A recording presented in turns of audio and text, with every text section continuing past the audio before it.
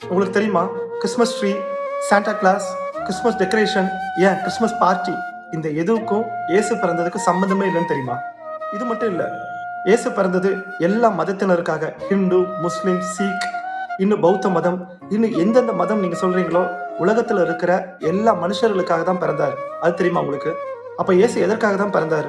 இந்த உலகத்துல எந்த நதியில மூழ்கி எந்திரிச்சாலும் சுத்தப்படுத்த முடியாத ஒரு விஷயம் என்ன தெரியுங்களா? நம்முடைய பாவம். இந்த உலகத்துல பாவியா தான் எல்லாருமே பிறக்கிறோம். பிறந்ததுல இருந்து எல்லா பாவமும் செய்யறோம்.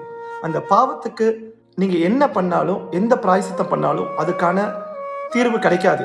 அதற்காக தான் இயேசு 2025 ஆண்டுகளுக்கு முன்பாக இயேசு இந்த உலகத்துல பிறந்து எப்படி வாழணும், எப்படி தாழ்மையா இருக்கணும், எப்படி அன்பு செலுத்தணும்னு முன்னுதாரணமா காமிச்சு, அதற்காக சிலுவையில் அறையப்பட்டு அதில் சிந்திய ரத்தத்தினால நீங்க செய்த பாவத்தையும் நான் செய்த பாவத்தையும் கழுவுனாருன்னு உங்களுக்கு தெரியுமா? இதுதான் இயேசு பிறந்தவருடைய நோக்கமே. இப்பொழுதும் என் வார்த்தையை கேட்டிருக்கிற நீங்க யாராவது, நான் பாவம் செஞ்சிருக்கிறேன், என் வாழ்க்கையில நிம்மதி இல்லை, என் வாழ்க்கையில ஒரு நிம்மதி வேணும், நான் இயேசு விசுவாசிக்கிறேன் நம்பினீங்கன்னா வெரி சிம்பிளுங்க.